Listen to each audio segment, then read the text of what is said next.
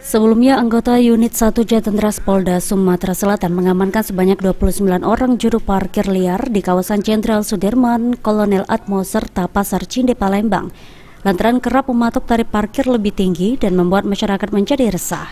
Menurut laporan salah satu juru parkir yang diamankan, mereka menyetor kepada oknum Dinas Perhubungan Palembang sebesar 50 hingga 100 ribu rupiah setiap hari.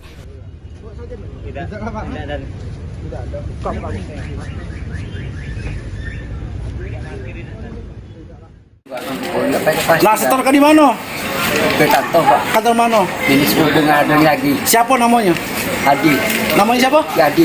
Ade. Adi. Ade, wong perhubungan mana? Hubungan ini lagi buntu, Pak. Toko Buntung. Dia datang atau kamu nyetor ke sana? Dia pakai mobil datang. Oh, di data siko-siko. Iya. Oh, Dia lagi pakai mobil. pakai mobil sebesar? Mobil Bukan sebesar berapa? Dia ngambilnya berapa maksudnya? 50. 70. Kamu 10. Iya. Jadi kalau bayar 100 itu 50. Menanggapi hal tersebut, PJ Wali Kota Palembang Ratu Dewa mengatakan jika sudah melakukan pemanggilan terhadap Kepala Dinas Perhubungan Kota Palembang untuk melakukan klarifikasi terkait hasil temuan tersebut.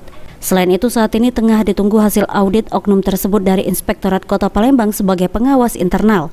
Jika terbukti, oknum Dinas Perhubungan menerima setoran dari juru parkir liar akan diberikan sanksi berat.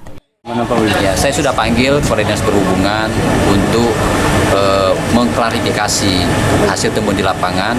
Tinggal saya lagi menunggu dari inspektorat sebagai pengawas internal. Saya kemarin minta diaudit oknum mana yang kalau memang terbukti akan berikan saya sanksi yang begitu berat.